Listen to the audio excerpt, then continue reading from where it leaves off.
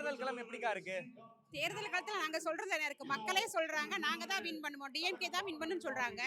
எப்படி சொல்றீங்க? எப்படி சொல்றீங்கன்னா பார்த்தா தெரியலையா உங்களுக்கு? இதுக்கு மேல நாங்க நல்லது என்ன பண்ணிட முடியும்? இதுக்கு மேல தளபதி மக்களுக்கு என்ன பண்ண முடியும்? மகளிருக்காக எவ்வளவோ திட்டங்கள் கொண்டு வந்திருக்காங்க. ஒன்னா ரெண்டா அடுக்கிக்கிட்டே போலாம். இந்த மாதிரி திட்டங்கள் இது வரைக்கும் யாருமே கொண்டு வரல. தலைவர் செய்யாததெல்லாம் இன்னைக்கு தளபதி செய்யறாரு. உண்மைதானே?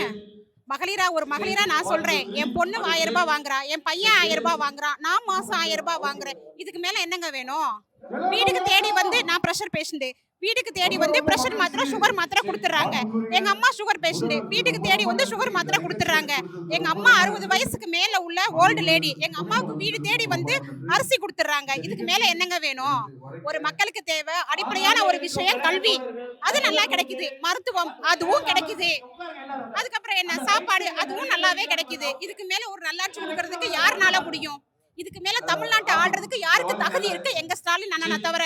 சொல்லுங்க பார்க்கலாம். இதை எதுக்காக சொல்றீங்க, ஏன் சொல்றீங்க அப்படின்றலாம் விஷயம் கிடையாது. மக்கள் நாங்க ஏத்துக்கிட்டோம் எங்க அண்ணனை தலைவரா. எங்க அண்ணன் தான் இப்பயும் இல்ல, நிரந்தர தமிழ்நாட்டுக்கு முதல்வர் எங்க அண்ணன் ஸ்டாலின் மாத்திரம்தான். ஸ்டாலின் அண்ணனை தவிர தமிழ்நாட்டை ஆள்றதுக்கு யாருக்கும் தகுதி இல்ல.